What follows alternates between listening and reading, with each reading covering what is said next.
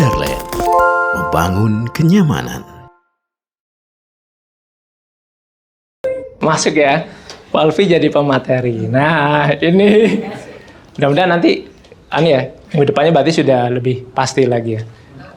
Nah, ini ada what is blank head. Coba. Ini teman-teman berpikirnya apa coba?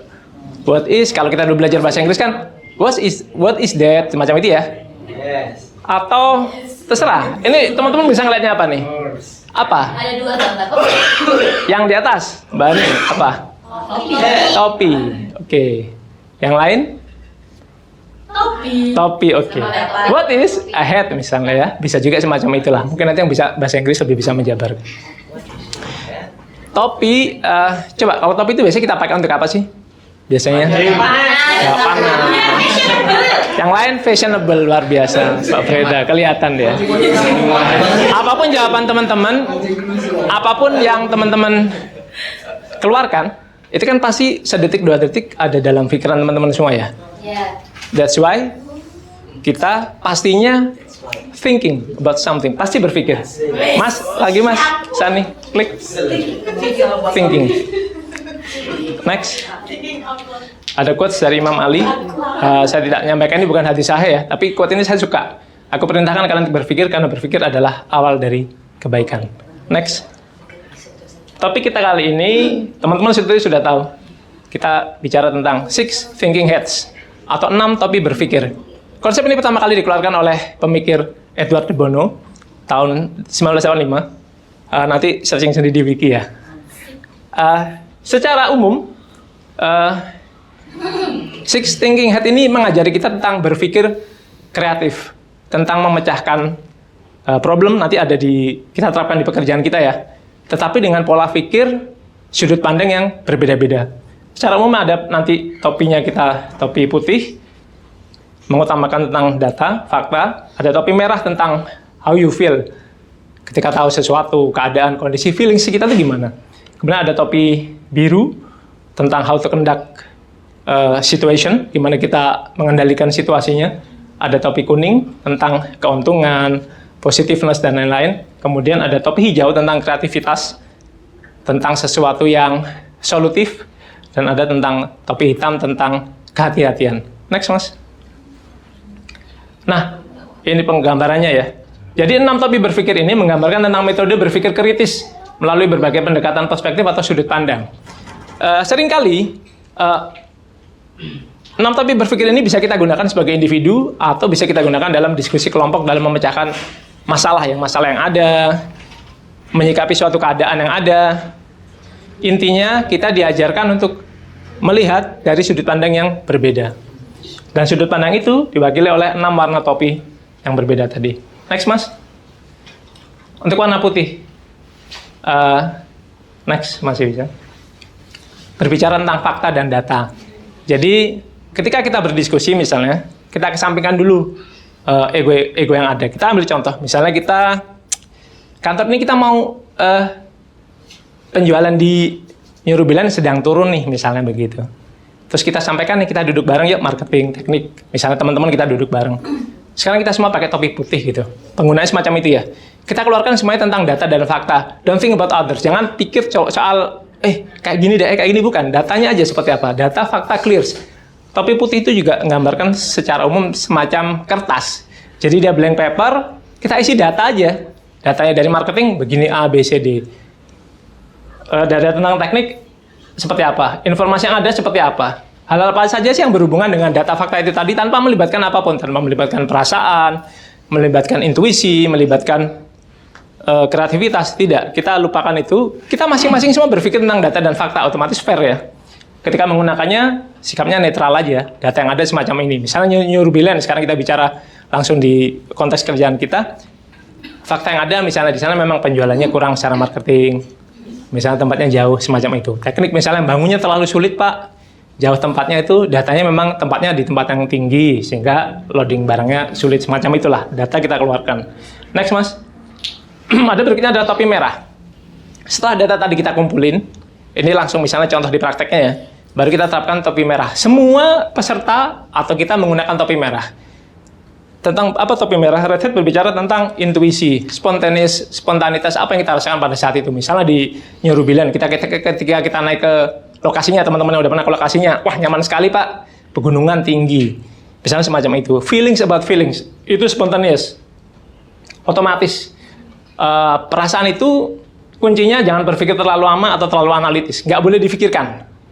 Jadi langsung perasaan pada saat itu apa? Contoh kemarin lagi kasus ketika ada kunjungan menteri mau datang ya ke New Zealand. Pada saat itu feeling kita apa? Antusias kah? Atau feeling kita aduh ngeribeti? Tulis aja, keluarin. Misalnya nih, atau lembur atau apa ya. Masing-masing orang berpikir dengan pola yang sama. Jadi tentang reaksi alami atau spontan atau bisa juga berdasarkan pengalaman. Pengalaman saya nih, kemarin Pak Ruli udah nyampaikan pengalaman saya pada saat kunjungan menteri seperti ini.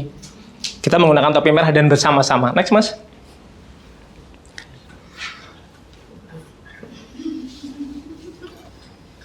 Kayak delaying ya. Nah, kemudian berikutnya adalah, terus saja Mas, next lagi, langsung aja nggak apa. Topi kuning. Nah, ketika kita setelah topi merah, jadi ini akan terus semuanya pakai topi yang sama dalam sebuah diskusi gitu. Topi kuning kita berpikirnya tentang sesuatu yang positif, tentang benefit, tentang manfaat. Jadi misalnya tadi kita bicara tentang New Rubiland, wah pasti menyenangkan tuh di sana tinggalnya, hawanya enak dan lain sebagainya. Di sana penjualannya masih bisa kita tambahin. Saya ada sedikit cerita. Saya sering menceritakan hal ini kepada teman-teman. Mungkin nggak ada salah saya ungkapkan lagi. Ini tentang positif, tentang optimisme ya, tentang semangat dan harapan. Ada cerita, 2 orang sales yang sama. Saya sering ceritakan tentang hal ini. Penjualan sepatu. Ditugaskan oleh perusahaannya, company-nya. Silakan Anda berjualan di daerah A. Di daerah A itu satu daerah yang jauh sekali, katakanlah New Rubiland. Kita jual rumah, mereka jual sepatu. Di sana orangnya nggak ada yang pakai sepatu, di pedalaman lah, kita katakan di pedalaman. Si sales A datang kembali ke perusahaan setelah ditugaskan itu dengan hasil yang nggak ada penjualan sama sekali. Dia nggak ada penjualan, hasilnya malah tekor ya perusahaan itu membiayai. Ditanya kenapa analisanya, dia cuma sampaikan sulit Pak penjualan di sana. Orang ada yang pakai sepatu, nggak tahu sepatu itu apa. Nggak mungkin kita bisa jualan di sana. Dikirimlah sales B dengan pola yang sama, dikirimlah ke daerah itu. 2-3 hari seminggu dia datang, pulang. Dan penjualannya luar biasa. Ditanya, kenapa Anda bisa berjualan setelah aku itu? Luar biasa Pak. Di sana orang belum pada kenal sepatu. Saat yang saya mengenalkan apa itu sepatu, dan penjualan saya laris luar biasa. Jadi data yang didapat, kalau di sana tempatnya jauh, nggak ada orang pakai sepatu, itu ditangkap oleh orang yang optimis, bisa gitu loh. Dia malah bisa berjual sesuatu. Kemudian hari berganti ya, bulan berganti, ditugaskanlah 2 orang sales yang sama ini ke daerah perkotaan. Tetap sama, jual sepatu dengan inovasi yang baru, model yang baru, bentuk yang baru.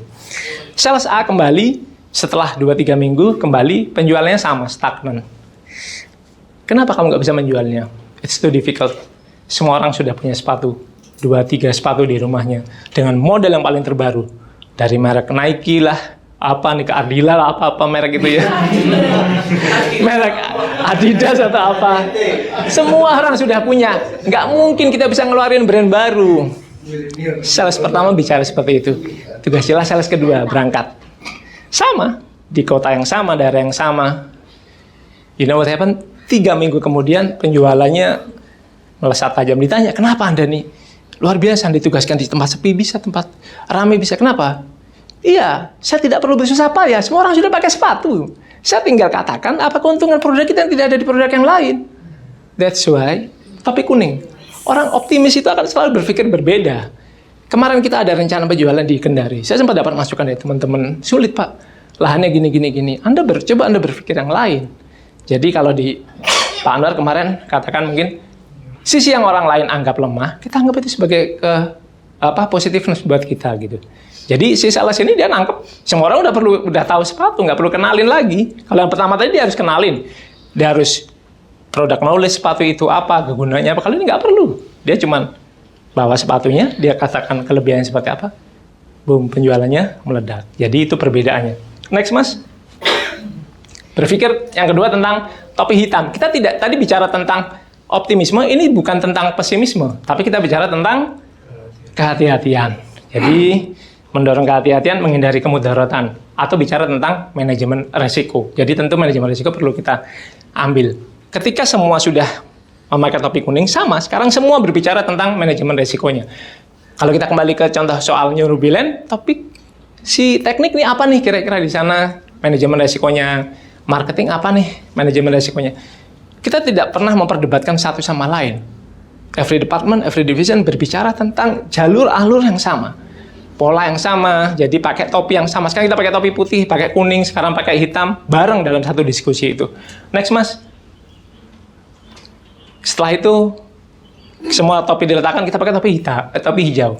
Masing-masing mengeluarkan kreativitasnya, berpikir tentang ide-ide baru, hal-hal baru, pengembangan baru, dan solusi efektif yang diperlukan. Sehingga masing-masing teknik bisa punya solusi yang diperlukan. Oh, kalau gitu Pak, di neurobilen kita buat rumah tipe baru. Kita langsir bahannya di sini. Kita buat ini. Marketing sama. Kita buat ini. Tentang sesuatu yang baru. Kesampingkan hal-hal yang tadi, pakai topi hijau, berbicara tentang kreativitas. Itu menghindari argue, menghindari saling berdebat selama diskusi, selama solusi, dan itu biasanya takes a long time. Kalau pengalaman dari saya juga, kalau diskusi kita selalu berdebat itu akan lama. Tapi kalau kita pakai topi yang sama, itu akan enak, flow-nya itu akan nyaman. Karena semua orang berpikir pada jalur yang sama, menuju ke arah tujuan yang sama. Cuman kita pakai topi yang sama, tapi kita bicara dari divisi yang berbeda saja. Next, Mas. Yang terakhir ada topi biru. Topi biru ini seseorang atau segrup orang yang berada di luar dari situ. Dia adalah mengkondak atau mengorganizer keadaan meeting atau problem solving tadi secara dia melihatnya dari atas. Kalau kita bayangkan langit lah misalnya. Point of view-nya dia itu menyeluruh. Dia akan rangkum semuanya tadi menjadi satu resume, satu rangkuman, sehingga dia harus tahu apa yang benar-benar harus kita lakukan berikutnya. Next, Mas. Secara ada lagi caranya seperti ini. Jadi topi putih itu semacam kertas putih yang kita harus masukkan semua data, fokus saja pada data informasi yang ada, tanpa melibatkan yang tadi yang lain ya. Kemudian ada topi merah, gambarnya tentang fire, api, itu tentang intuisi atau perasaan aja. Jadi sekilas, nggak ngambil pemikiran yang panjang, emosinya seperti apa. Kalau kita di ini tadi neurobilen itu seperti apa sih? Oh nyaman, enak di pegunungan, udah itu aja, nyaman, tulis. Terlalu jauh tulis. Itu perasaan yang timbul sesaat pada saat itu. Kemudian kita baru berpikir tentang positifnya apa nih di tempat yang tinggi. Wah nyaman ini. Penjualannya di sana masih belum banyak orang, ada rumah subsidi misalnya. Jadi hal positif itu kita gali terus. Kemudian kita letakkan, kita ambil. Kira-kira manajemen risikonya apa? Kita pakai topi hitam atau semacam, kalau di sini gambarannya bisa malam, bisa mendung ya. Berpikir kemungkinan negatifnya seperti apa, dan dua-duanya hitam dan putih tadi tetap pakai data. Kalau merah tadi kan enggak. Hitam putihnya tetap ada data yang kita masukkan. Kemudian setelah itu kita pakainya topi hijau, berfokus pada ide, kreativitas, solusi, kemungkinan yang bisa kita ambil. Baru yang terakhir, semua itu disimpulkan, diatur, kita buat summary-nya, dan juga biasanya topi biru ini jadi pengarah pada tiap-tiap pemikir tadi. Next, Mas. Hah? Habis. Bawah masih ada kalau dari? 10 slide. Di luar. Habis. Oke, saya bagian dari sini aja ya. Saya nggak terangkum ya. Nah ini, kelebihan menggunakan nggak bisa. Oke, nggak apa-apa, nggak usah nah kecil aja nggak apa-apa kalau kecil.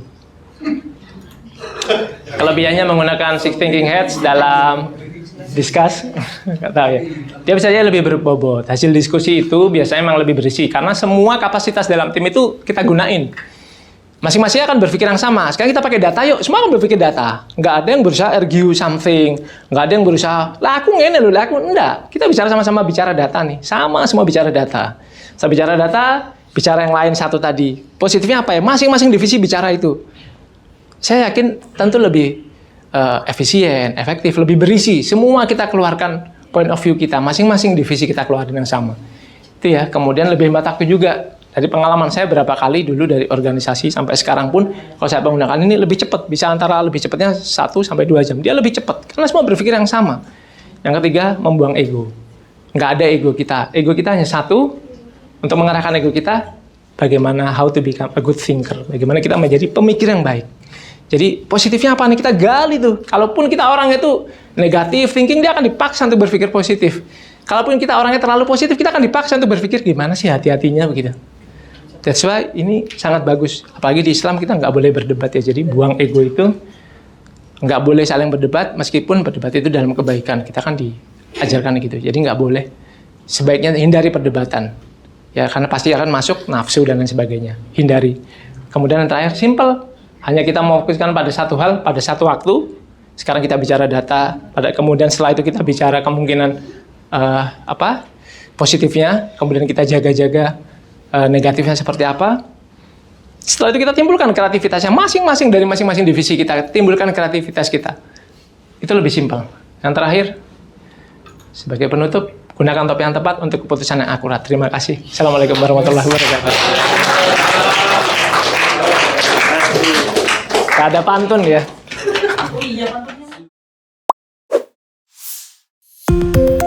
Kadarland, membangun kenyamanan.